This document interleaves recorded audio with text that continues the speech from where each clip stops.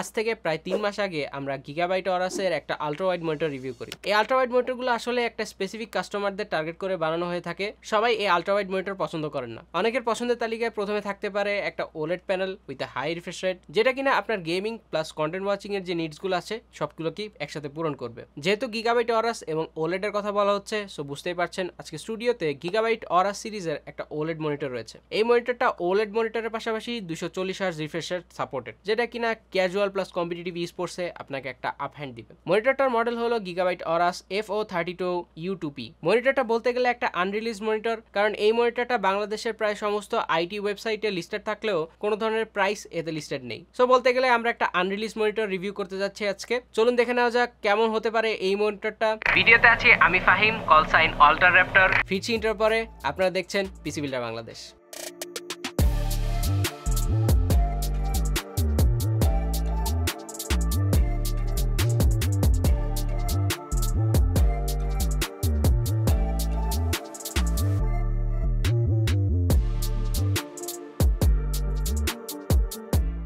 Unboxing করার আগে প্রথমে জেনে নেওয়া যাক এর কম্পিটিটর অ্যানালাইসিসের ব্যাপারে। যদিও বাংলাদেশের মার্কেটে এটার প্রাইস অ্যানাউন্সমেন্ট হয়নি, তারপরও ইন্টারন্যাশনাল প্রাইসের ভিত্তিতে এটার দাম হচ্ছে $1299 বা প্রায় $1300 বলা যায়। এই $1300কে অন্যান্য আদার ট্যাক্স এবং এটা সেটা দিয়ে যদি কনভার্ট করা হয়, এটার প্রাইস হয়তো বা 1,80,000 টাকা থেকে 2 লাখ টাকার আশেপাশে হতে পারে, কিংবা এর কমও হতে পারে। সো প্রাইসিং এর ব্যাপারটা আমরা পুরোপুরি শিওর নয়। সো এই প্রাইস রেঞ্জের মধ্যে আর কি কি কম্পিটিটরস রয়েছে তা দেখে নেওয়া যাক। MSI MPG 321URX 31.5 inch QD OLED 4K UHD 240 Hz gaming monitor, যেটার দাম 1,94,760 টাকা। এই মনিটরটা এখন স্টক আউট। চাইলে এই মনিটরটা খোঁজাখুঁজি করে দেখতে পারেন, পেলেও পেতে পারেন। এই মনিটরটা আমরা রিভিউ করেছি প্রায় কিছু মাস আগে। আমাদের মনিটর রিভিউ প্লেলিস্টে এই মনিটরটার রিভিউ এখনো আছে। এছাড়া আরেকটা অপশন হতে পারে এলজির পক্ষ থেকে থাকছে LG Ultra Gear 32GS95UE 4K OLED UHD gaming monitor. বলতে গেলে এলজির এই মনিটরটাও এখনো আপকামিং, সো এটাও এখনো মার্কেটে আসেনি। সো এই প্রাইস রেঞ্জে বলতে গেলে গিগাবাইটের এই মনিটরটাই এখন অ্যাভেলেবল আছে, যেটা কিনা OLED প্লাস 240 হার্জ এবং 32 ইঞ্চ একসাথে প্রোভাইড করছে।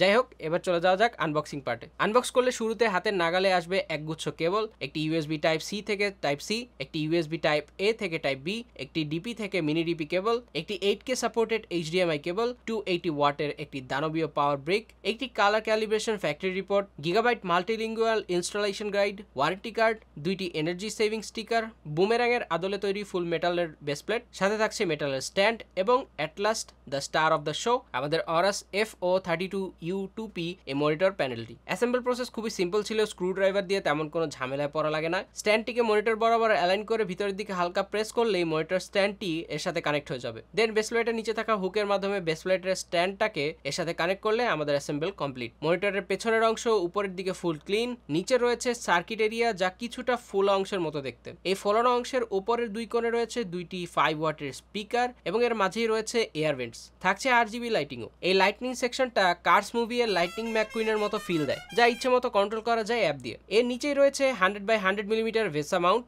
এবং তার নিচে রয়েছে এক টুকরো গ্লসি অংশ। প্রথম দেখায় মনে হবে এটা যেন অ্যালুমিনিয়াম, কিন্তু বাস্তবে এটা প্লাস্টিক মেড। এখানেও থাকছে RGB স্ট্রিপ। তার মানে এই মনিটরটা কিনলে আপনার FPS এর কোনো কমতি হবে না, চারিদিকে FPS এর ছড়াছড়ি। এই মোটা অংশের নিচে থাকছে আয়োপোর্টস হিসেবে থাকছে একটি ডিসপ্লে পোর্ট 2.1, একটি মিনি ডিপি পোর্ট 2.1, একটি ডিসপ্লে পোর্ট 1.4 আউট, 2টি HDMI 2.1 পোর্ট, একটি টাইপ সি পোর্ট যেটা কিনা 65 ওয়াট ডিপি অল্ট মোডে কাজ করে, 4টি USB 3.2 পোর্ট, একটি হেডফোন জ্যাক এবং একটি মাইক্রোফোন জ্যাক। আয়োপোর্টসের দিক থেকে কোনো রকম কমতি রাখেনি এই মনিটরটা। মনিটরের একদম নিচে রয়েছে একটি জয়স্টিক বাটন, যার দুপাশে 2টি ফিজিক্যাল বাটনও রয়েছে। এই বাটনগুলো নিয়ে পরে বিস্তারিত আলোচনা করা হবে OSD সেকশনে। স্ট্যান্ডের নিচে মাঝখানে থাকছে একটি লেন্টিকুলার কার্ড। আমরা ছোটকালে চিপসের প্যাকেটের সাথে আসা একটা গিফট কার্ড পেতাম, যা ডান দিক থেকে দেখলে একরকম দেখা যেত, আবার অন্য দিক থেকে দেখলে অন্যরকম ছবি দেখা যেত। কেউ যদি এখনো লেন্টিকুলার কার্ড কি সেটা না চিনে থাকেন, তাহলে একটা ডেমো হয়তো বা এখানে দিয়ে দেওয়া হবে। এক সাইডে ফ্লিপ করলে এক ধরনের ইমেজ, ফ্লিপ করলে আবার আরেক ধরনের ইমেজ,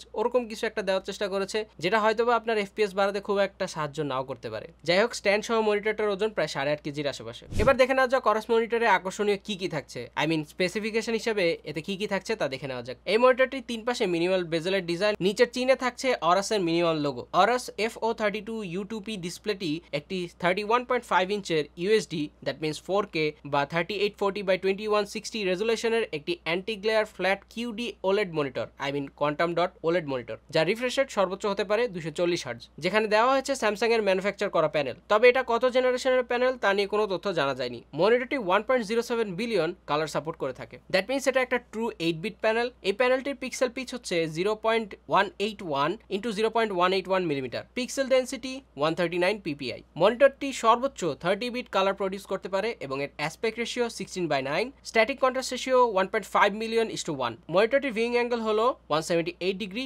উভয় হরাইজন্টাল এবং ভার্টিক্যালি। অরস দাবি করছে মনিটরটার টিপিক্যাল ব্রাইটনেস 400 নিটস হতে পারে এবং এর ম্যাক্সিমাম ব্রাইটনেস 1000 নিটস পর্যন্ত যেতে পারে। মনিটরটার রেসপন্স টাইম বলা হচ্ছে 0.03 মিলিসেকেন্ড গ্রে টু গ্রেতে। এছাড়াও এটি 100% sRGB, 99% DCI-P3 কালার গ্যামুট কভার করতে সক্ষম, যা বিশেষ করে ক্রিয়েটিভ কাজের জন্য যথেষ্ট গুরুত্বপূর্ণ। অ্যাডিশনাল ফিচার হিসেবে এতে রয়েছে 6 Axis colour control, AI based OLED pair. যেহেতু 2024, সো AI বেসড কিছু না কিছু থাকবে। এই মনিটরটাতেও দেওয়া হয়েছে, that's a plus thing.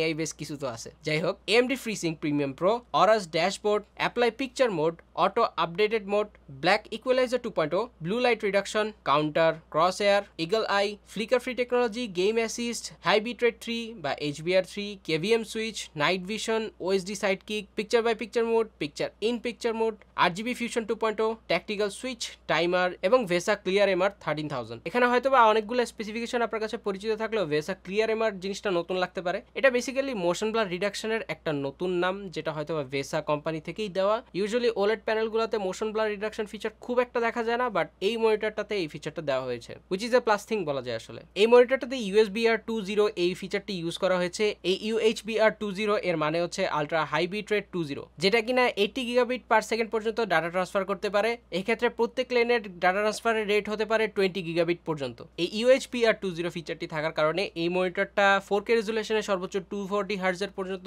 Data transfer করতে পারে with a high bit rate. Also 8K তে 85 হার্টজ পর্যন্ত এর আউটপুটও দিতে পারে। এছাড়াও 16K পর্যন্ত এই মনিটরটি ডাটা আউটপুট দিতে পারে, যেখানে এর রিফ্রেশ রেট হতে পারে 60 হার্টজ। বলতে গেলে ফিউচার প্রুফিং এর জন্য এই মনিটরটা যথেষ্ট ভালো এবং হাই রিফ্রেশ রেট এবং হাই ডাটা ট্রান্সফার থাকার জন্য এই মনিটরটা হতে পারে প্রোডাক্টিভিটিতেও একটা ভালো অপশন। যাই হোক, প্রোডাক্টিভিটিতে এটা কেমন হতে পারে সেটা নিয়ে পরেই আলাপ আলোচনা করা হবে। এছাড়াও এই UHBR 2.0 এর একটা ভালো ফিচার হচ্ছে এই মনিটরটা দিয়ে মাল্টি মনিটর সাপোর্ট করা সম্ভব। সো বলতে গেলে এই মনিটরটায় ডেইজি চেইনিং এর মতো ফিচার রয়েছে। ডেইজি চেইনিং কি জিনিস সেটা আমরা হয়তো বা LG মনিটরের একটা রিভিউতে দেখেছি, যে এক মনিটরের ডিসপ্লে পোর্টের আউটপুট দিয়ে অন্য মনিটরের ডিসপ্লে পোর্টকে ইনপুট দেওয়ার মতো। সো এখানেও ব্যাপারটা সেম। ডেইজি চেইনিং করলে মূলত মাল্টিপল মনিটর একে অপরের সাথে কানেক্ট অবস্থায় থাকে। এটি display port multi stream transport বা MST ব্যবহার করা হয়। ডেইজি চেইন কনফিগারেশনের মাধ্যমে একটি মনিটরকে সরাসরি কম্পিউটারের মাধ্যমে সংযুক্ত থাকে এবং পরবর্তী মনিটরগুলো প্রথম মনিটরের সাথে কানেক্ট থাকে। এক্ষেত্রে অবশ্যই সবগুলো মনিটরে ডেইজি চেইন সাপোর্টটা থাকতে হবে।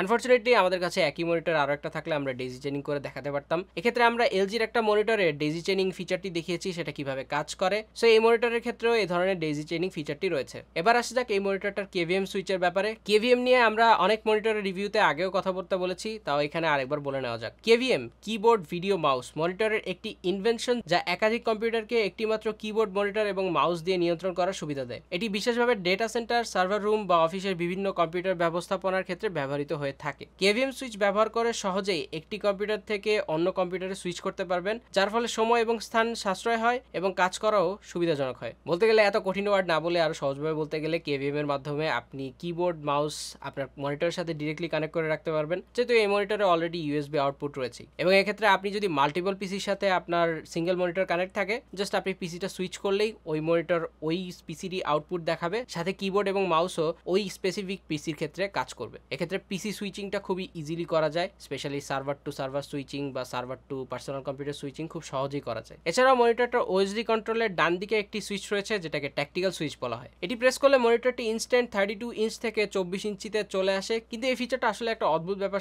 যে একটা 32 ইঞ্চের মনিটর হঠাৎ করে 24 ইঞ্চিতে শ্রিঙ্ক করবে বা 24 ইঞ্চির মতো করে রেজুলেশন দেখাবে। সো এই ফিচারটা অনেকের জন্য হয়তো বা হ্যান্ডি হতে পারে। মূলত অনেকের কাছে 32 ইঞ্চের যে সাইজটা সেটা অনেক বড় মনে হতে পারে। সো এই ক্ষেত্রে মাউস মুভমেন্টটাও অনেক হ্যাসেল মনে হতে পারে অনেকের কাছে। সো আপনার যদি 32 ইঞ্চ অনেক বড় হয়ে থাকে, সেক্ষেত্রে আপনি এই ফিচারটার মাধ্যমে 32 ইঞ্চি যে সাইজিংটা সেটাকে 24 ইঞ্চিতে নিয়ে আসতে পারেন। সেক্ষেত্রে আপনি এই জিনিসটা কিভাবে নেবেন সেটা টোটালি আপনার উপরে, কারণ আপনি 32 ইঞ্চের জন্য টাকা দিয়ে বেসিক্যালি একটা 24 ইঞ্চের মনিটরের মতো করে এটাকে ইউজ করছেন। সো জিনিসটা আসলে একটা উইয়ার্ড ফিচার বলতে গেলে। তবে এটা কিছু কিছু ক্ষেত্রে একটা হ্যান্ডি ফিচার, কারণ অনেক স্পোর্টস প্লেয়ার আসলে 32 ইঞ্চিতে খেলতে চায় না, তারা একটু স্মলার স্ক্রিনে জিনিসটা প্রেফার করে থাকে। সেই ক্ষেত্রে 24 ইঞ্চি একটা ভালো অপশন হতে পারে। 24 ইঞ্চিতে মোটামুটি স্পোর্টস গেমগুলো খেলা অনেক ক্ষেত্রে ইজিয়ার আর কি। অনেকে 24 ইঞ্চিতে ইউজ টু হয়ে যায়, সো তাদের জন্য 32 ইঞ্চিতে সুইচ করাটা অনেক ক্ষেত্রে স্ট্রাগলিং হতে পারে। এক্ষেত্রে গিগাবাইটকে থামস আপ দিতে হয়, কারণ এই ফিচারটা আসলে অনেকের ক্ষেত্রে কাজে না দিলেও কিছু কিছু মাইনর গেমারদের জন্য এটা কাজে দিতেও পারে। বক্সের সাথে আসা HDMI 2.1 দিয়ে PS5 এবং এক্সবক্সের সাথে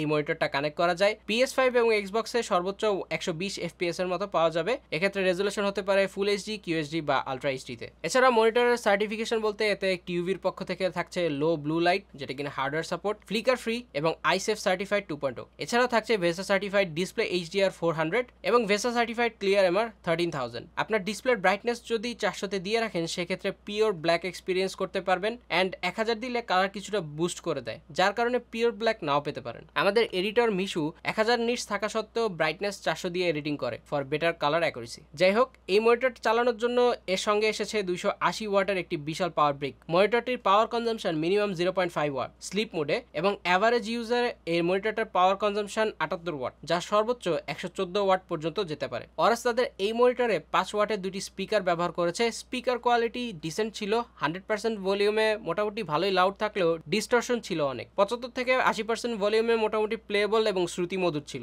তবে বেসে ঘাটতি ছিল স্পিকারগুলোতে। যারা এক্সটার্নাল সাউন্ড এবং অডিও আউটপুট নিয়ে মোটামুটি সেন্সিটিভ বা অডিও ফাইল বলতে পারেন, তারা অডিও গিয়ার্স অবভিয়াসলি আপনারা ভালো গিয়ার্স ইউজ করে থাকবেন সেই ক্ষেত্রে, বা ভালো সাউন্ড আউটপুট ডিভাইস ইউজ করে থাকবেন, সেটা অবশ্যই পরামর্শ রইল। এই মনিটরটা স্ট্যান্ডে অ্যাডজাস্টমেন্টের মোটামুটি সব রকম ফিচার্সই দেওয়া রয়েছে। অ্যাডজাস্টমেন্ট ফিচার হিসেবে রয়েছে tilt 5 degrees to 20 degrees, height adjustment 0 থেকে 130 মিলিমিটার, পিভট 0 থেকে 90 ডিগ্রিজ এবং সুইভেল -20 ডিগ্রি থেকে +20 ডিগ্রি পর্যন্ত। ওএসডি সেটিংস অন করলে শুরুতেই থাকছে গেমিং সেকশন, যার মধ্যে black equaliser 2.0, super resolution, display mode, FreeSync premium pro এর মতো ফিচার দেওয়া রয়েছে। গেমিং এর নিচে থাকছে পিকচার মোড, যাতে আলাদা আলাদা প্রিসেট যেমন standard, FPS, MOBA, RPG, racing movie, reader, sRGB, custom এবং ইকো মোডস এর মতো মোড রয়েছে। পিকচারে থাকছে ডিসপ্লে অপশন, যেখানে input KVM, daisy chain, RGB range, apply পিকচারের মতো মোড রয়েছে। ডিসপ্লে থাকছে PIP বা PVP, পিকচার ইন পিকচার বা পিকচার বাই পিকচারের মতো অপশন, এবং সিস্টেমের রিসেট অপশনও। জয়স্টিক প্রেস করে ডান দিকে গেম অ্যাসিস্ট্যান্টের মতো অপশনগুলো পাওয়া যাবে, যেখানে মোটামুটি গেমিং ধরনের যত রকম ফিচার দরকার সেগুলো দেওয়া আছে এই ফিচার অপশনে। একটা ওলেড মনিটরে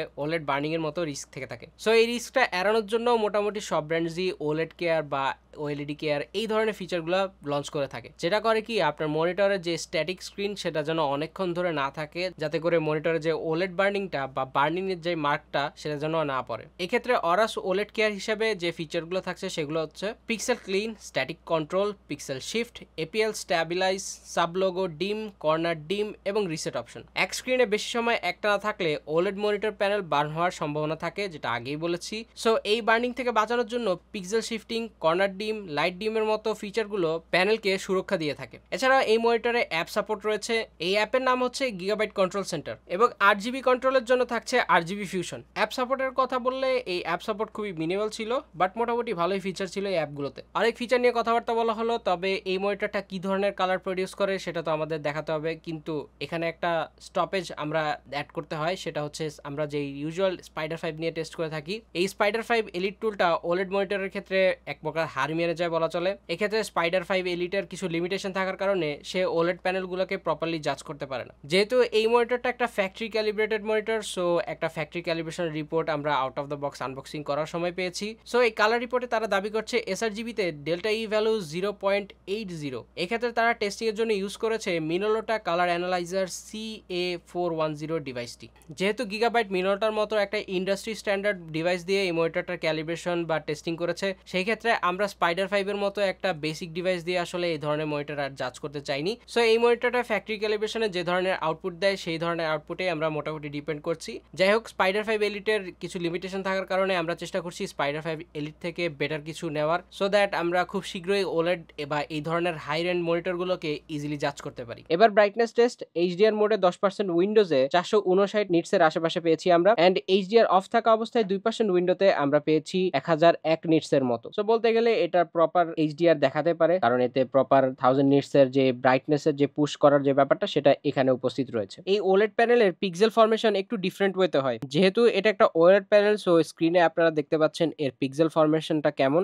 এই অরাস মনিটরের উপরের লাইনে গ্রিন এবং নিচের লাইনে ব্লু এবং রেড, এই তিনটা কম্বিনেশনে তৈরি হয় অরাসের একটি পিক্সেল। সো এই পিক্সেল ফরমেশনের জন্য অনেকের ক্ষেত্রে এই টেক্সট রিডেবিলিটিটা অনেকটা ঝামেলার মনে হতে পারে অনেকের কাছে। রিডিং এর সময় ওলেডের এই পিক্সেল ফরমেশনের কারণে অনেকটা মনে হবে গ্রিনের উপস্থিতি বেশি। এবার আসা যাক ঘোস্টিং টেস্টে। ঘোস্টিং টেস্টে মোটামুটি সব ধরনের ওলেড প্যানেলই খুব ভালো মতো আউটপারফর্ম করে। আউটপারফর্ম বলতে আমি বুঝিয়েছি ইমপ্রেসিভ পারফরমেন্সের কথা। ওলেড প্যানেলগুলোতে মোটামুটি 0 লেভেলের ঘোস্টিং থাকে এবং আপনি একটা ক্লিয়ার কাট ইমেজ দেখতে পান উইদাউট মোশন ব্লার। অলসো এই মনিটরটাতে মোশন ব্লার রিডাকশনের মতো ফিচারও রয়েছে, যাতে করে আপনি মোশনলেস ইমেজ দেখতে পারেন উইদাউট এনি ইস্যুস। আমাদের ঘোস্টিং টেস্টে কোনো রকম ব্লার বা ওভারশুট এ ধরনের কোনো প্রবলেম ছিল না, যেটা কিনা স্যামসাং এর প্যানেল বা কিউডি ওলেড থেকে মোটামুটি expected. Gigabyte did a good job or Samsung did a good job, যেটা আপনারা বলেন আর কি। এবার আসা যাক গ্লো এবং ব্লিড। মূলত গ্লো বা ব্লিড এই ধরনের ইস্যুসগুলো আসলে আইপিএস প্যানেলে খুবই কমন, বাট এটা একটা ওলেড প্যানেল যেখানে পিক্সেলগুলো নিজেরাই নিজেদের মতো করে ডিম বা একদম পিচ ব্ল্যাক হয়ে যেতে পারে। সো এই ক্ষেত্রে গ্লো বা ব্লিডের মতো যে